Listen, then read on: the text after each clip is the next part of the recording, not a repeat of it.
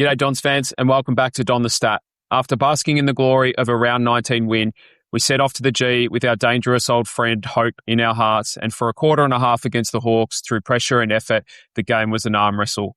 A 13-point deficit halfway through the second was 45 points by halftime as class, experience and talent won over in what ended a 93-point loss, our largest of 2026. But as we do, we dig deep, we lick our wounds and we look forward to our round 21 clash against the Adelaide Crows. I'm Jonathan Walsh, and joining me as always is my co-host Ian Hume. Hume, how are you, mate? Good to be here with you, Jono, even after such a loss as that against the Hawks. But look, I think especially with the way the game played out, we can talk about the footy later. But given our shared history, I do have to ask you something cricket related. You and I have both played a lot of cricket, both together and apart. You've seen all sorts of weird stuff on the cricket field. And look, you've even seen a grown man cut a teenager. But have you ever seen anything in your life like clicky ponting? What an absolute cracker of a story. Yeah, we were talking briefly about this before we started recording. It is the best name that I've heard given to someone. I think that part just on its own is incredible. The stats behind it, I think I'm probably going to get this wrong. It was something like the keeper had, something like 30 catches in 9 games or something when he played and 5 in 8 games or something when he didn't play. Like it's pretty remarkable impact.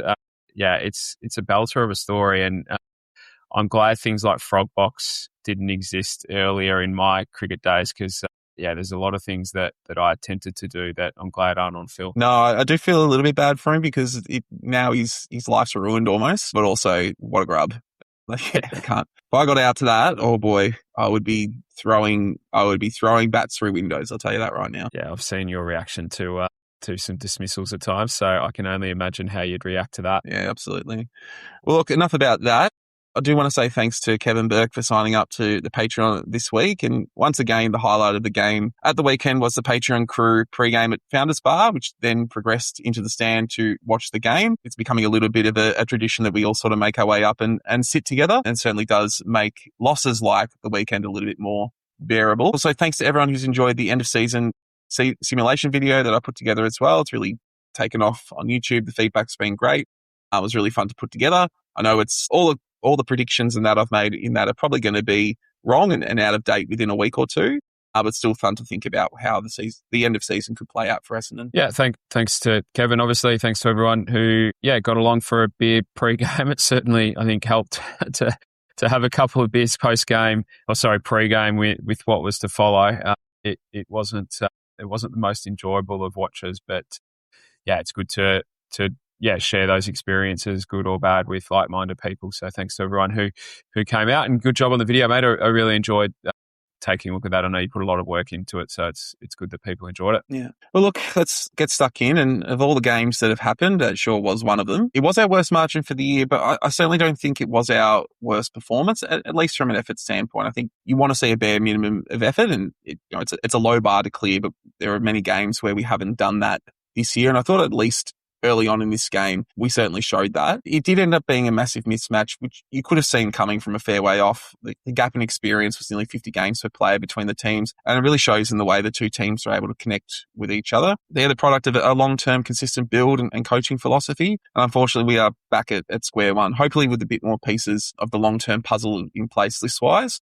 But once again, we're sort of starting from ground zero, and we really have to build something from there. Yeah, if you look at the distribution of experience, Nick Watson was their 4th least experienced player in the game. He was playing his 60th match. Nick Cox was playing his 61st game, was our 10th most experienced. So it's a pretty stark difference really in terms of experience and continuity. As you said, Caddy and Roberts were our 11th and 12th most experienced players. Caddy turned 21, I think, 2 weeks ago, and Archie's still 20 years of age. So, there's really nowhere to hide for these young guys at the moment, where we played our 5 draftees from last year. We played Artemis from the mid-season draft. So, 6 of our 23 have been on the list for, 6 months or less. So, thereabouts. So, there's nowhere to hide. We're throwing them, straight into the deep end, and for the most part, they're all showing really strong signs that they're going to be something to build around. It's just going to take a fair bit of time now before they can, deliver that at a consistent level, week to week, quarter to quarter, moment to moment. But as you touched on, it's not effort that we're coming up short against at the moment, or short on at the moment. The AFL average for tackles is 56.5. We averaged 50.4 this season. We had 59 on Saturday. So as a key performance indicator, when we don't have the ball, I thought we came up okay. Execution and all of those kinds of things need a lot of work, but effort was certainly there from my perspective. You're right, especially early on, as I touched on earlier. Some of our poorer games this year, you've seen a real, mismatch from the start. And it certainly wasn't that at the beginning of this game. We clearly came to play and were up for the fight. It did seem a lot more of a struggle for us to score than the Hawks. I think once they got it on the outside, they were able to pick gaps and find avenues to score early on. Whereas when we got on the outside, we were still struggling. And part of that is our ball delivery and ball movement. And part of that is just the Hawks are a lot better set up behind the ball. So the opportunities for us to move the ball forward weren't there. But we probably expected that going into the game, and to still be within, under 10 points for most of the first half was a good sign of the effort that we've been putting in. Yeah. I thought we did a lot right early in the game, mate, to particularly to slow their ball movement and force them wide. We conceded 51 marks in the first quarter and a half, 45 minutes of game time, which is still a lot. It ended up being 148 for the match, which is extreme. Hawthorn averaged 100.5 per game, ranked 5th in the AFL. So 51 in less than half a game is well ahead of Hawthorn's already high standard. But generally, I thought that was because we contained them quite well and forced them wide. They got a goal from a centre bounce and a forward 50 ball up in that first quarter and a half, but transition for them wasn't smooth. The AFL average for forward half intercepts is 20 a game.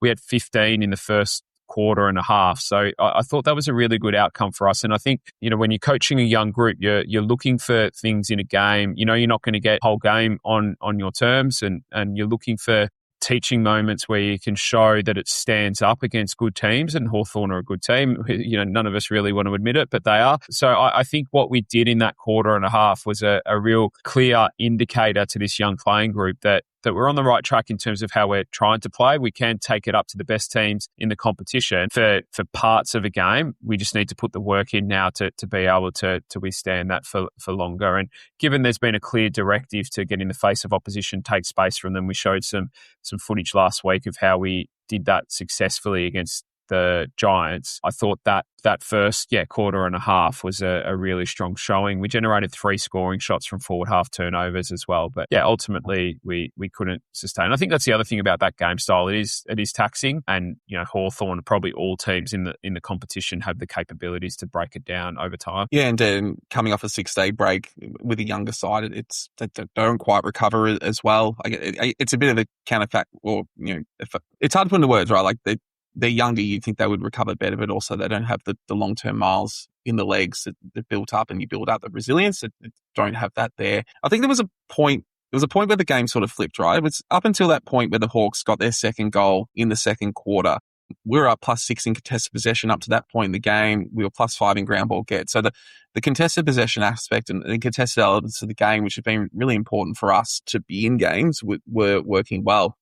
I think we were all sort of sitting together, and I think we had multiple forward entries, at the start of that second quarter, where we just couldn't quite convert to a score or convert to a goal. And you just got the sense that if we weren't able to find a way to goal, it was going to start going down the other end, and the Hawks would take full advantage. And it really started to happen from, as I said, that second goal in the second quarter for the Hawks. And if you go to post that moment in those same contested numbers, we lost contested possession by 33 and ground ball by 21 for the remainder of that game. So +6 and +5 up to halfway through the second quarter, -33 and -21 post that moment. So those numbers were probably compounded by Sam Durham being hampered from around quarter time. Robey went off with his knee injury in the third quarter. But as I said, if we're not competitive in the contested parts of the game, it's really easy for teams to overrun us. And we got a microcosm of that within this one game.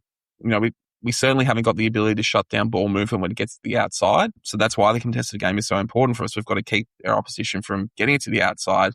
But once the Hawks managed to do it, they just cut us apart. So after that point of the Hawks' second goal in the second quarter, they had 232 uncontested possessions and 96 marks. Essendon's 110 and 52. It was really a one-way traffic post that point in the game. Yeah, and I guess that's the other reason we couldn't sustain that forward half game was because we just didn't have the forward half territory to begin with. And you're right, we were sort of okay around stoppage, but that was mainly due to having an extra number, but we certainly got dominated at centre clearance. We lost those 16-7. We won hit-outs 37-29, but lost first possession 29-43.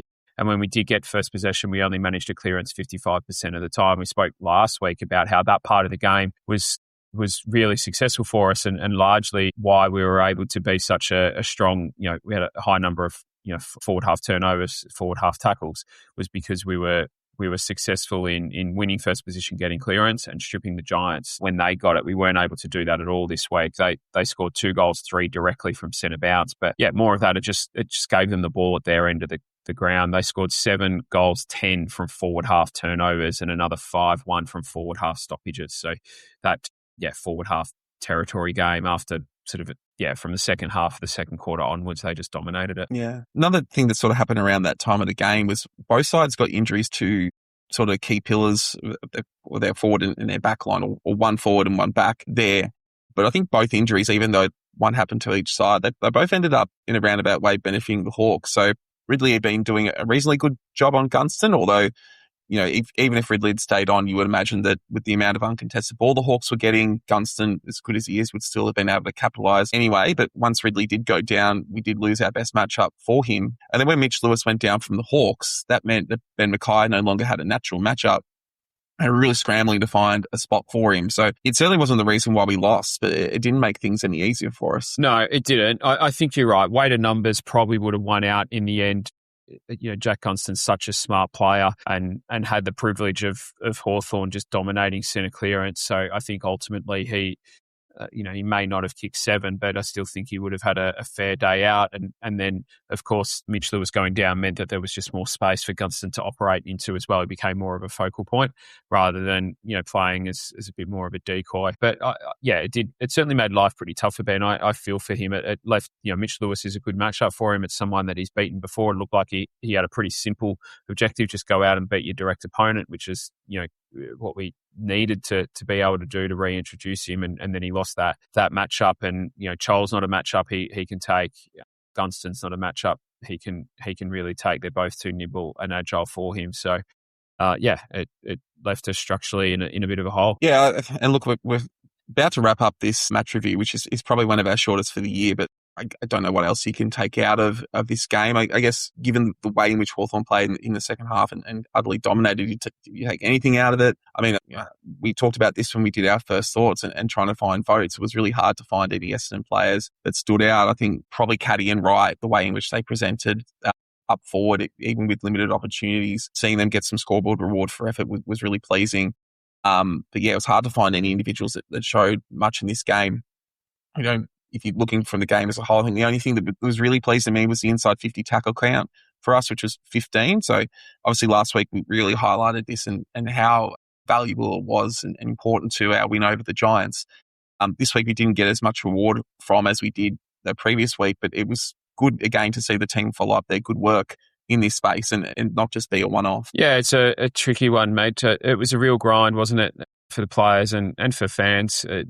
They kicked the last 3 goals in, 90 seconds or something as well. So, not that a 70-point loss is a credible one, but, it probably feels a little bit different to a 90-odd point loss. And then I guess, Sam Durham's performances over the last couple of months have been really, really strong and consistent. He's playing the best footy that he's been able to play, and we've been able to, as a fan base, hang our hat on that as well. And Sullivan, Robey has been doing something quite remarkable as well. So losing those two, Sully off the ground altogether and Durham basically hiding, well, not hiding is the wrong word, but restricted and limited in terms of his performance and having to play deep forward where the ball wasn't spending a lot of time, took that away.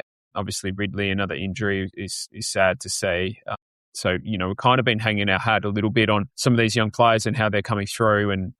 And we didn't really have a lot of that other than Nate Caddy, as you mentioned. So, I sort of respect that we continued to grind. We continue to put in effort, continue to put in pressure. But yeah, I don't think there was a whole lot to take out of it. I guess other than we just continue to try and work and play the game the way that we want to play it. Even though that we were outclassed. And I think from a coaching and teaching perspective, that's a much better way to go about it. Yeah. Sort of moving on and out of that game, there were a couple of major injuries, and I think we all had our hearts in our mouths when we saw Sullivan Robey leave the ground with a leg injury, and then our hearts fell into our hands when it was listed as a knee. There's no great time to do a knee injury, but if he'd done it now and the worst case scenario was an ACL and then missed the majority of 2027, I'm not sure how any of us would have been able to handle such a disappointment, let alone himself. Thankfully, it wasn't the worst case scenario. It was only a medial ligament tear. The club is suggesting somewhat he could get back before the end of the season, but given where we're at, I'm hoping that they shelve him for the remainder of the year so he's ready for a full pre-season. And he essentially came into this year, I know draftees do limited pre-season as it is, but he essentially did it with no pre-season due to his back stress fractures. So I think we're all super excited to see what he could do with that full off-season of preparation, given what he's done off essentially nothing.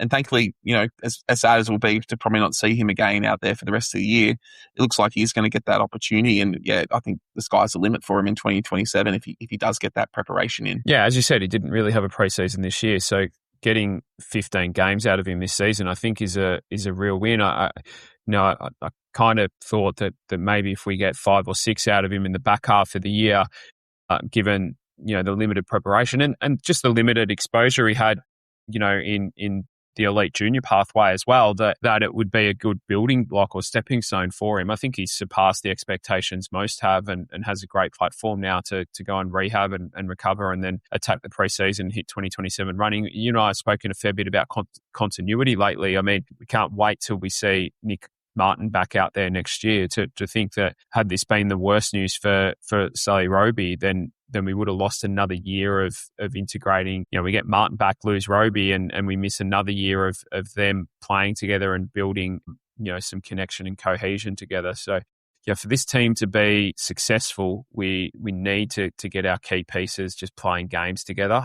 So, yeah, it's I guess probably the best outcome that we could possibly have hoped for, right? That once we knew he was injured, that he's going to not miss a minute of the preseason. So a good outcome. Yeah, definitely. The other injury to come out of the game for us was a Lisfranc strain to Jordan Ridley for his foot. And another frustrating interruption for Jordan. And you could certainly hear that frustration and almost despair in his voice when he was doorstopped after he went for his scan. He's contracted for another 3 seasons, but he didn't play the usual straight bat to questions about his future like a lot of players do. It sounds like he's really ready to move on from the club this season. And you probably before anyone was talking about trading Jordan Ridley even a couple of years back before people started to get their heads around the idea that we could look to move him.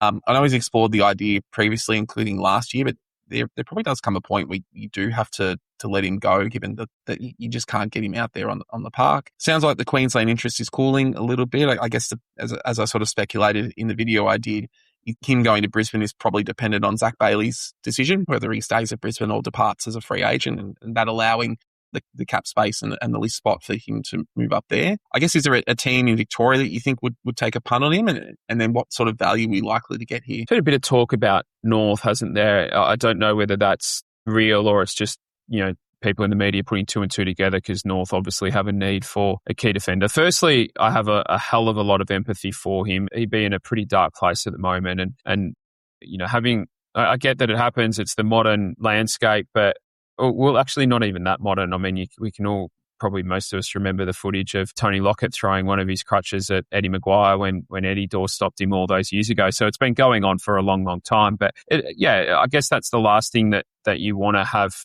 be confronted with when you've just found out that once again your season is over and you've got another injury that can be a long-termer as well. So yeah, I really feel for him. But look, it's a tricky one for both the player and the club. I'm not sure how it can play out for here. Someone has to be prepared to take on his contract, which isn't huge in terms of dollars because his deal was, from what I understand, structured to be front-ended. But there is another 3 seasons there that it might not be something that clubs are prepared to take on. I guess I know people, and hello to Kane Corns if he's listening, raise their eyebrows about long contracts and the value.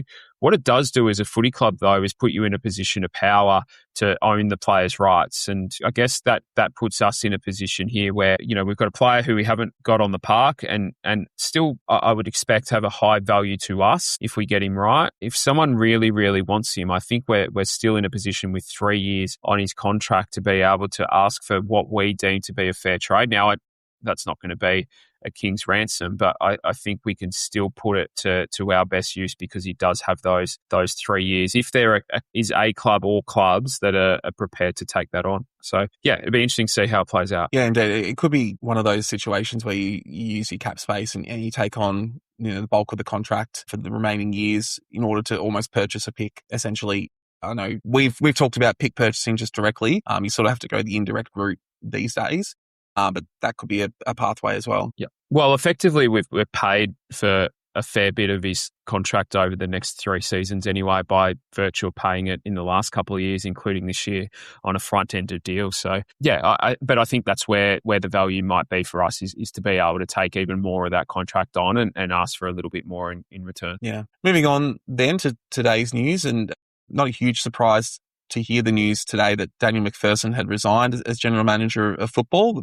It was announced the club was holding off on contract talks to extend him and were actively out there canvassing for his replacement. So the writing was on the wall from a longevity perspective for him, and resigning early probably gives him more runway to look for a new job. So I can understand from his point of view, but once again, it does leave us short-staffed. I'm sort of hoping that we first appoint the new coach and then use that as a basis to hire the next football boss. I don't think it would do to hire a football boss and coach who are misaligned. We need to get all our ducks in a row if we're going to become a successful club. And I guess just further on, like the role itself might change as well with the work that Vozzo is doing in terms of how best to structure the football department. The role McPherson was in might be split, or might be combined with other aspects. I mean, we don't even know at this point what that role could look like going forward. Well, yeah, that's a fair point, mate. I think I don't know whether all football department deals are structured like this, but I know for assistant coaches, so GM of footy may very well be the same, but clubs need to let assistant coaches know by August 1 whether they'll be retained or not. So I wonder whether, maybe even this was given the timing, whether this was a conversation that sort of came to a head between Dan and the club as well, and mutual agreement. I think he's seeing out the end of his contract, which I expect would be to October 31, which is the end of the AFL financial year. So at least we won't be short-staffed, and he's not leaving us in the lurch like some others who walked out. But and I think in all likelihood his replacement will come from within the football industry. So there probably won't be a handover, but at least we'll be able to sort of swap one out, swap one in. Yeah, I don't necessarily think, I don't know, this isn't how you put it, mate, but I don't necessarily think the new coach and the new footy GM have to have a prior relationship. I think ultimately the alignment comes that both will be arriving at the club that has a bedded down strategic plan that we're already 2 years into, and they're buying into that. So we're changing people here. We're not changing strategy, whereas in the past, I think we've changed both multiple times, on the run and on the fly, whereas this time that strategy is the same, where we're going to the draft this year and next and building from the draft. The new coach and the new footy GM will be buying into that. So the alignment comes from having that consistency in strategy and direction, I guess. Yeah, and that does bring us to the search for the new coach. And it really sounds like we're down to the final stages there, and the coaching options for that final interview is down to 4 with Jaymie Graham from Fremantle, Murray Davis from Adelaide, Mark McVeigh, and then James Hird as the applicants moving forward to the final round of interviews. With Dean Sullivan still a chance to decide he wants to do it. I know his comments today, he will talk with the selection committee, but it's still read to me as him being non-committal. So I think until we get a definitive answer either way, I think we just assume that Solomon's on the process and sort of examine the other 4 candidates here. Yeah, it's pretty stoic, Dean Solomon, really. I think you could listen to those comments and maybe take it either way, but I'm not sure it really cleaned anything up. I think he's been pretty consistent in just being a strong, loyal club person and consistent, calm figure for this young playing group. So that doesn't surprise me in the slightest, but it would seem that we're down to the 3 the four candidates that you mentioned, at least for the moment. Yeah, I guess just looking at the pool as a whole, does anything stand out to you about the sort of people that we've chosen to go with? I guess the first thing that stands out for me is they've all coached their own teams at some stage, which I think could explain partly why other high-profile coaching candidates like Kelly and Enright, who are certainly competing for the Carlton job, haven't been as keen on engaging with Essendon because they don't have that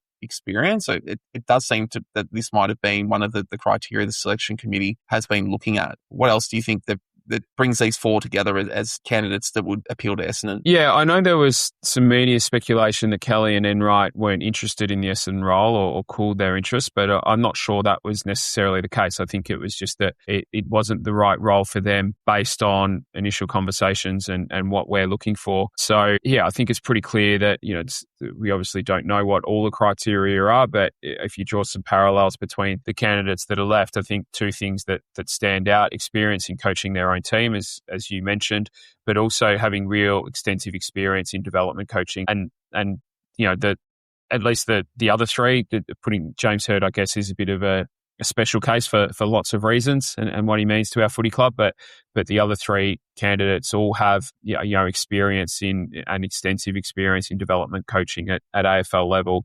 The other thing that all four have is they've been involved in successful teams and teams that have either won or competed for premierships, either as player or as a coach, or in a couple of cases both. So yeah, they've all been around success for long parts of their experiences in AFL football. Yeah, indeed. So yeah, I think we've actually ended up with a pretty good pool of candidates to choose from, despite what the media have sort of been suggesting and saying it's a boat race and the like. I think we've got some pretty interesting choices, and I think all of them have their pros and their cons. So I think let's just go through each of them in turn and really think about what they could bring and what are some of the risks of having them on board. So we'll start with Mark McVeigh and ticks the so-called Essendon person box for some people, or the people who think that's important. But more importantly, he does have a wide range of experience with successful teams in the past, in the Giants and the Swans. I guess the only thing that gives me pause a little bit is he hasn't necessarily got the experience with the AFL team at the stage of development we've had. So he joined the Giants in 2015 just as they were hitting their stride. He moved over to the Swans when they were already an established and successful team. I think there's other parts of his resume that may help with that part, but I guess just from an AFL perspective, he probably is missing that little bit in comparative to where we are at the moment. Yeah, I'm not so sure about that. I'll get into that in a second.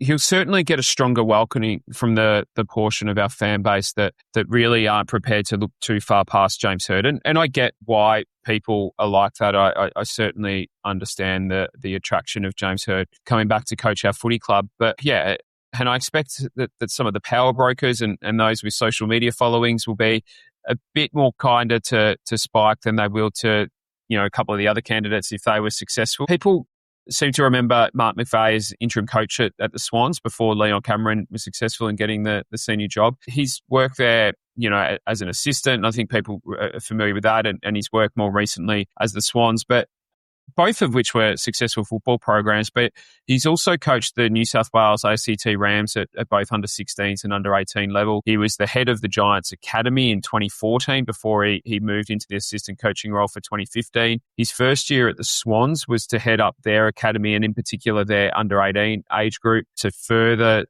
extended that experience in development coaching. As part of that role, he coached the Allies to their first ever under 18 championship win as well, which was a huge achievement. And I remember the players in that team talking. One of the interesting things about the Allies, unlike Vic Country, Vic Metro and South Australia, is that group comes from far and wide, and they don't necessarily have a lot of time to build connection and get to know each other. And they all spoke highly of Mark's ability to bring them together. So I think he certainly ticks that he's coached his own team. He ticks that he's done a fair bit of development coaching and he's obviously been involved in successful programs at both the Giants and the Swans. Indeed. Next up is Murray Davis. And I think if you look at his resume from a purely football perspective, he ticks a lot of boxes for me. You touched on McVeigh doing that job for the Allies at the under 18 level. Murray Davis did a similar thing for the NT Thunder prior to joining the Lions as an assistant coach. And he was right there through the dark days at the Lions, right up to their premiership in 2024, and then gone to a new environment in the Crows and had a major impact there as well. They were 15th the year before he arrived, and then they finished the season first. That 15th was probably a bit lower than where they probably should have finished, but he was a part of the reason why they developed so well last year and a close to a final or a grand final chance this year.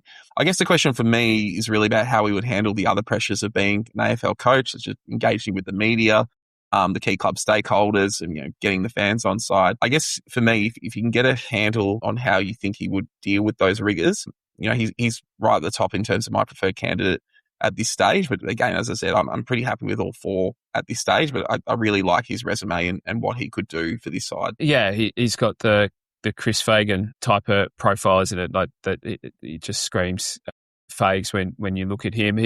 He's another who's coached his own team, but the only candidate not to have experienced playing at AFL level, which once upon a time probably would have gone against him. I think the Chris Fagan experience now sees the whole industry look a little bit more favourably on players or people that have come into coaching without that AFL experience. He took the NT Thunder to a NEFL flag in 2011. He's coached in development, was the Lions runner. He coached their backline for a decade, more recently their forward line in a premiership year. He's now across at the Crows as their director of coaching. He'd certainly have a great oversight of how high-performing football departments works. He has experience coaching and connecting with young players. That NT Thunder job, he would have done that. You think of the way that Logan Morris was able to contribute in his first season in a premiership forward line. So, yeah, he's got a lot out of young players throughout his career. I read an interview with him, which was from a couple of years ago, but his philosophy is really based around relationships and building those. He spoke a lot about tailoring feedback to the individual, maintaining open communication and following consistent process regardless of wins and losses, which, all of the best clubs talk about. Brad Scott talked about a lot as well, which, didn't necessarily resonate well with fans who just want to see wins, but yeah, he's going to be a real process-driven leader. He's coached his own team, as I touched on. He's developed players from the ground up. He's experienced pretty much their entire rebuild, and now he runs that whole has that whole program leadership role at the Crows, who are doing really well this season and last season, of course. I think his lack of AFL playing status could almost be a strength in a club that, and this is kind of what I like about the candidates that we've got. We've kind of ignored the fact that Kelly and Enright could be seen as safe bets because they've been there and done that as players. And what we focused on is their coaching quality rather than their playing reputation. But yeah, he'll also encounter the who is this guy? Our fans and some of our coteries and the like didn't take kindly to Matthew Knights and Ben Rutten. Certainly not to Brad Scott. He was strong enough to stand up to it, whether or not he can be, I guess, is the unanswered question, and why a thorough process is needed to really understand how these guys operate. And I guess ultimately success wins over everyone eventually, doesn't it? And this guy's been a winner throughout his career. So, he's never carried the profile or external expectations attached to a senior coach, but yeah, I think everything else about what he could bring to this footy club, screams exactly what we need in terms of someone who's dealt with young men from all different walks of life and been able to mould them and shape them and improve them as people and as footballers. Yeah. Someone who is clearly very highly rated in the AFL community is Jaymie Graham, assistant coach during West Coast 2018 Premiership and has been with Fremantle over the past 4 seasons. He's currently coaching their forwards, which is one of the best forward groups in the competition. He's also in the final group for the Carlton job, so clearly others are impressed with what he can bring as coach. Is he runner-up at Collingwood before McRae? I think that was the one I was hearing about. Maybe I'm thinking of something else. I actually don't see too much that's wrong concerning his CV. I guess he's similar to the Davis mould, and he probably doesn't get the leeway with the fans that some of the other candidates will. But, in terms of coaching apprenticeship and what he's been able to do, it's exemplary. Yeah, it is. His AFL career was pretty brief, but he's a fabulous football person, and his personal journey is a pretty incredible one. I won't sort of verbalise that here, but people can look it up and have a bit of a read around his own background with his parents and his upbringing and his siblings. He played 37 games for the Eagles. He was there when they won the 2006 Premiership. I think from memory played every game that year and was dropped for the grand final. But he had a lot of injuries throughout his career. So like everything about this guy through his personal journey and football journey screams resilience.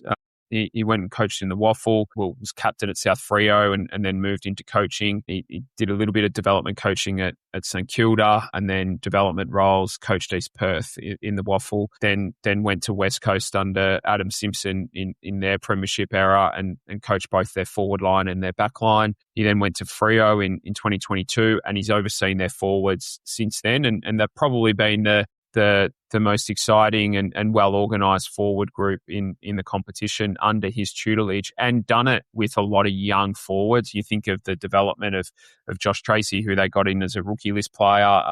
Jaymie was a high pick, but and then Patrick Voss as well. He's done a really good job moulding a forward line that isn't built upon high draft picks. And then his reputation is seemingly not just about his football knowledge, but people talk a lot about his teaching ability and his capacity to build close relationships with players. So, narrowly missed out on the Collingwood job, as you said. He opted not to pursue the West Coast job in 2024, chose to stay at Freo.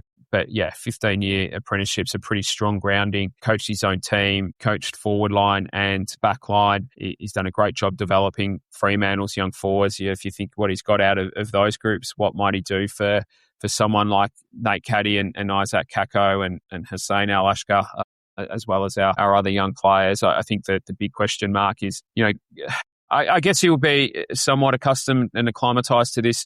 West Coast consumes so much of the football media over in WA, so he's seen that as a player and a coach. So that probably does prepare him well for the public challenge of coaching Essendon, although Essendon comes with a lot of baggage.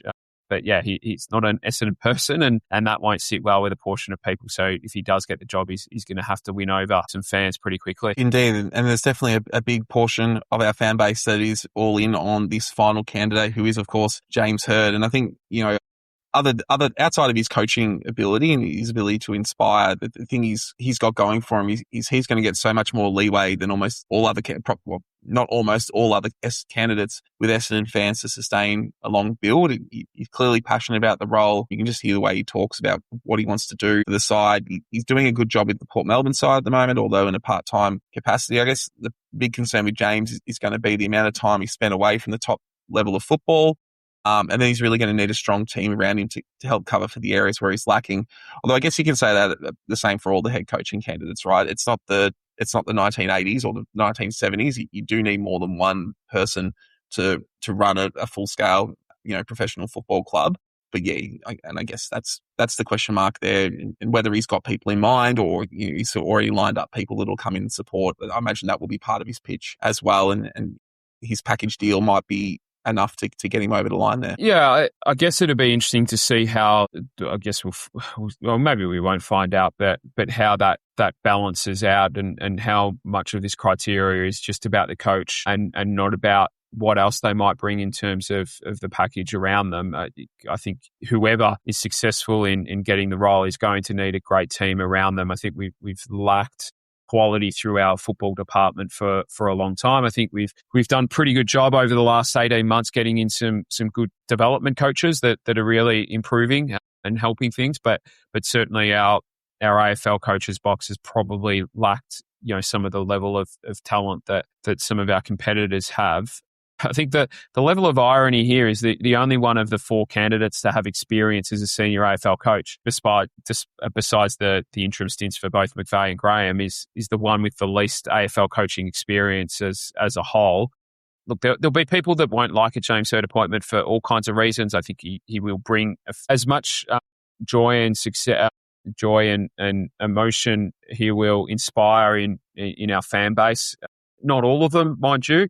I think there'll certainly be some that won't be able to let go of the past, rightly or wrongly, but he's also the one that's probably going to bring the most media scrutiny early. I think the industry will likely be a little bit more forgiving to a first-time coach than, it's probably if you think of Adam Uza, it's taken him to now really before he started to get a little bit of blowtorch from the media. I don't think Hirdy will be given that leg rope by the industry. I think if we lose games early, and our list demographics suggest that it's probably going to be another bumpy couple of years, that people will really come for him, and our fans and our sponsors and our players and everyone else are going to have to be up for that challenge. But yeah, I think the biggest question the panel needs to answer is he the best football coach? And is he the best option to develop the talent that we have on our list now and will add over the next 2 years as we continue to attack the draft? And I would expect that we're just treating that in isolation outside of his profile, the noise and everything else, and who he might or might not be able to bring with him. I think it just needs to be, is he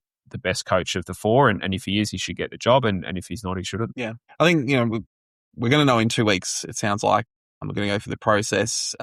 The coach is going to meet with, or at least Zoom with, Kevin Muscat, former Victory captain and very successful coach across a variety of leagues, John Wardrop, who's an opposition analysis for some of their takes, and then they'll present to the panel. Yeah, I think everything that's come out, these past few days, and the way we've gone about, and despite all the mouth breathers in the media complaining that Essendon isn't running a proper process, I feel pretty confident that whichever the candidate is chosen as the head coach, we are going to end up as a really strong person in charge of the club. But it's also important to remember that the head coach, as I sort of said before, is only one piece of the puzzle. Certainly a big piece, but you can't just say job done after this appointment and expect everything to be hunky-dory. There's a lot more work that needs to be done here. Yeah, myself, like all fans or a lot of fans, was a bit of an emotional wreck following the Brad Scott dismissal. And your mind goes through the gauntlet of emotions when that happens, but pretty quickly thereafter, and a couple of conversations, I was confident that this would be a thorough and well-organised process, and that the people making the decision would make a decision that's best for the club and not one that was led by any factions or pressure from other noises. So, yeah, I'm with you there, mate. I think, people will agree and disagree with the end decision, and that's fine. But I think ultimately we'll get to where we get to through a process that's been well designed and well planned and thought out. And then we batten down for the next stage of the ride, I guess. But yeah, shall we move on, mates, and have a look at our opponent this week, the Crows? Yes, let's. And it's the first time, the great, good old AFL fixture where you play some teams twice before you play one team once. And yeah, always love doing this at the end of the season and playing a team for the first time. But looking at the Crows last year, they finished in first spot, but then went out of finals in straight sets. So far this year, they've won 12 games whilst losing 7th. So they're currently sitting in 5th position with a percentage of 113.7. So a little bit of a drop off from last year's performance to this point of the season, but they are one of the teams that are coming a bit strongly, although they stumbled a little bit last week against the Pies. Yeah, they had a bit of an inconspicuous start to the year. They dropped to 1-4, although those losses were all by single figures, 6, 8 and 2 points. But they won 6 of 7 coming into their game against the Pies last week. So that loss sort of bucked the trend. They lost that game by 34 points in the end.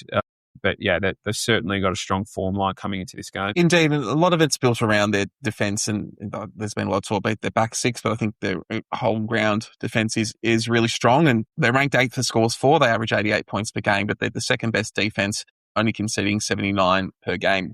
They actually have an inside 50 differential of 0, so they average 52.2 inside 50s per game and concede the same amount, and their offensive defense efficiencies are also both 49%. So they're not exactly super efficient when they're going in there.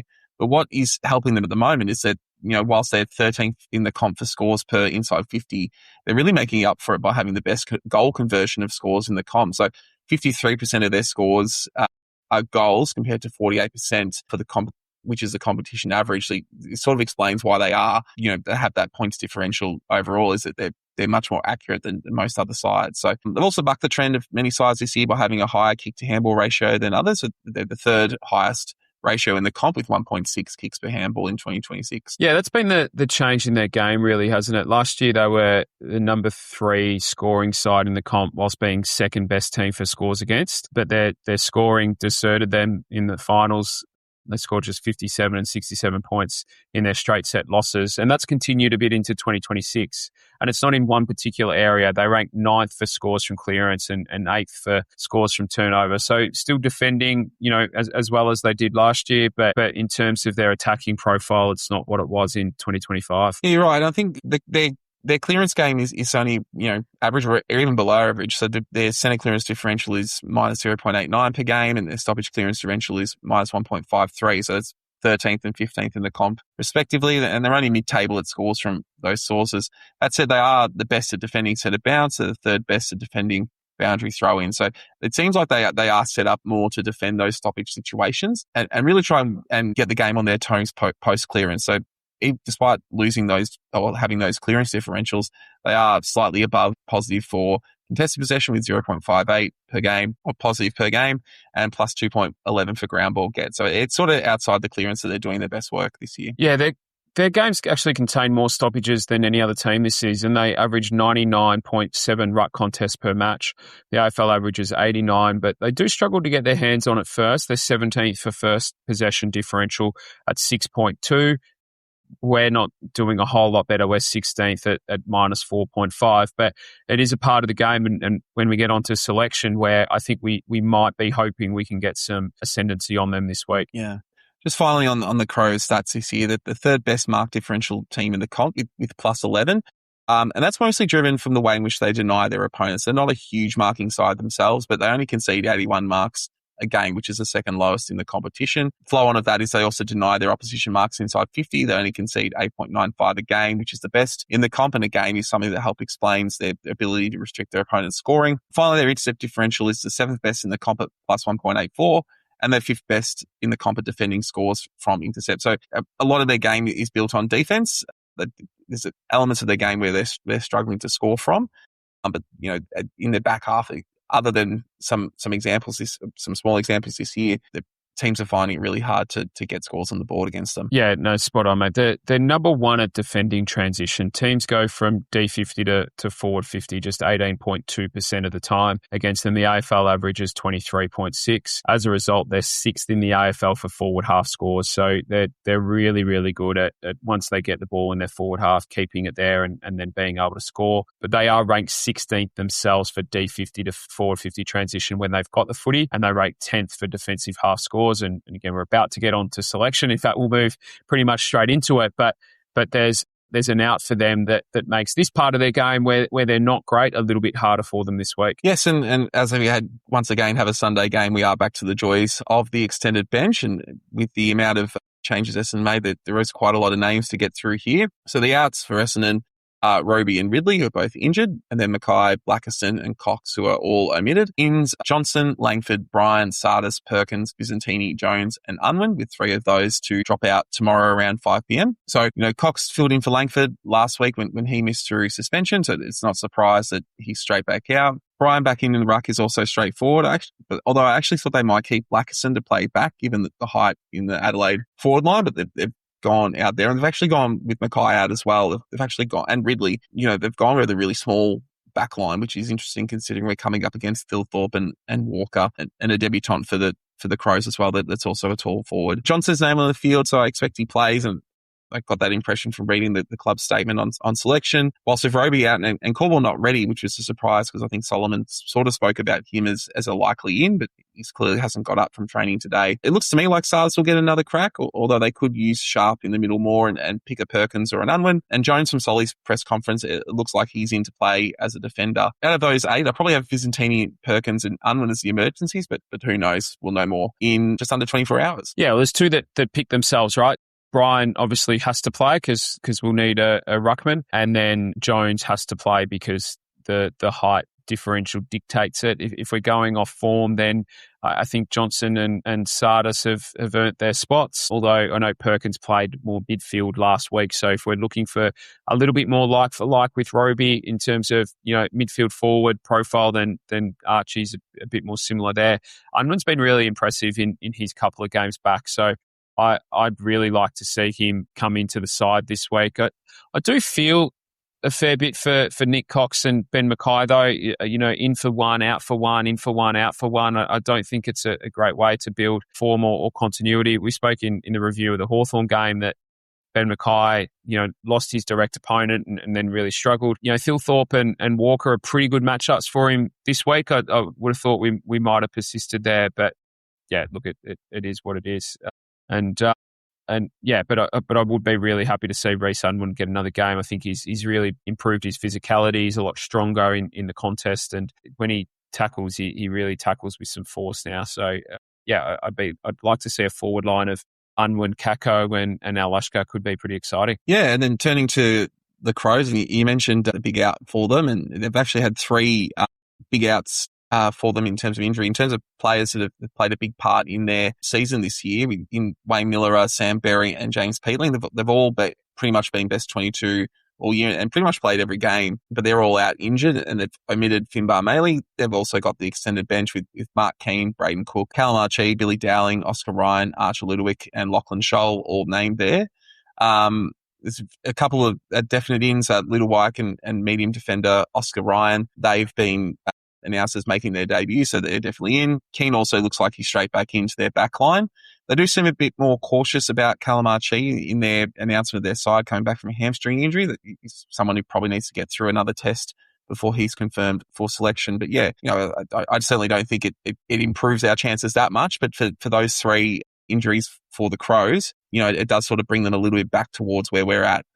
At least experience-wise and at least in terms of their continuity. Yeah, so you touched on them briefly already, but yeah, Billy Dowling, a 187 centimetre mid-forward. He's played 11 games since being drafted in 2022. Oscar Ryan, 187 centimetre defender, who was drafted in 2023, hasn't debuted yet. And Archie, I'm just going to call him Archie, mate. I'm not going to butcher his name, was picked 50 in last year's national draft. So if all three played, it does change things a fair bit in terms of experience. Wayne Malera is a real loss to how they move the footy. We already touched on that sort of AFL average or thereabouts for defensive transition. He's number 2 for metres gained at the Crows, so he's a big loss at halfback. Sam Berry is their number 1 for contested possession and clearance, and James Peatling's number 3 in both of those metrics, with their ruckman being number 2. So it's their number 1 and 2 mids for contested possession and clearance that they'll be missing. And amongst their ins, there's not really a natural replacement there. So yeah, it does change things a little bit for us in a couple of areas where, we've been deficient and they're not great at either.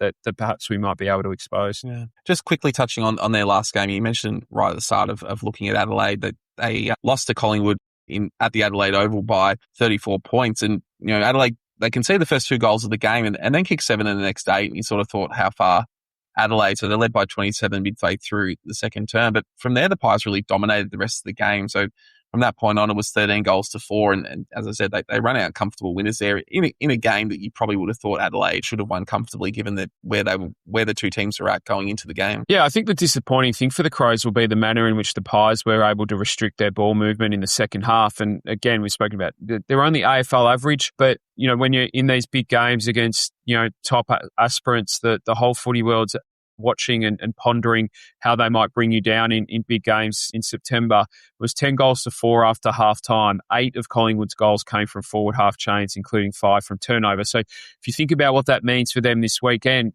they lose their best runner from halfback and they lose their 2 best midfielders in terms of contest and clearance. Yeah, we might just have a little bit of glimmer of hope there in being able to get some territory. So you're saying there's a chance? Look, always a chance. Always a chance.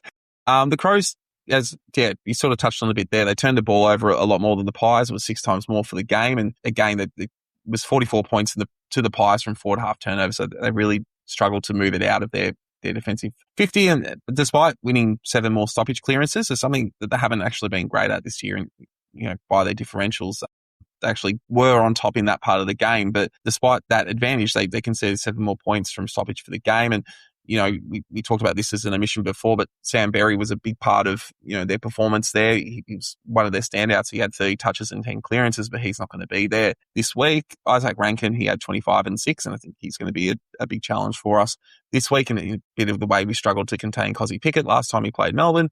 And then in terms of their forwards, Taylor Walker and Riley Filthorpe both kicked 3 goals. But turning to the match itself, I think we touched on this right at the start of the Hawthorn review of how important contest is to us and how we lost our balance last week, and that allowed the Hawks to really run over us. How do we get our balance back at contest to where it needs to be this week? Yeah, I think a better follow-up in the contest is really important.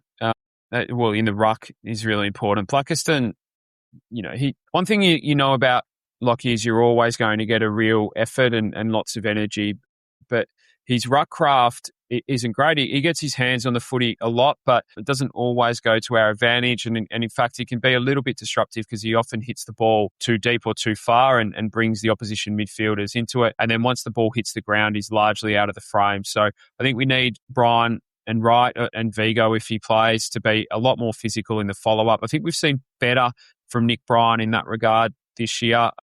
You know, his last game, he was really, really strong in the contest against the Giants.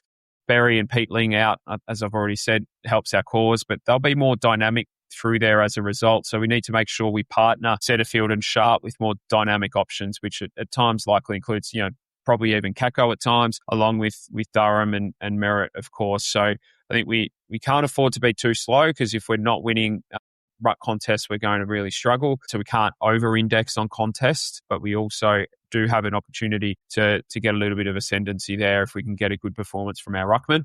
And then also Setterfield and Sharp doing some of the heavy lifting along with Sam Durham, of course. Yeah. I guess that the thing that worries me the most going into this game is our Adelaide's forward line, and particularly with the way in which the sides have been selected. We've gone in shorts.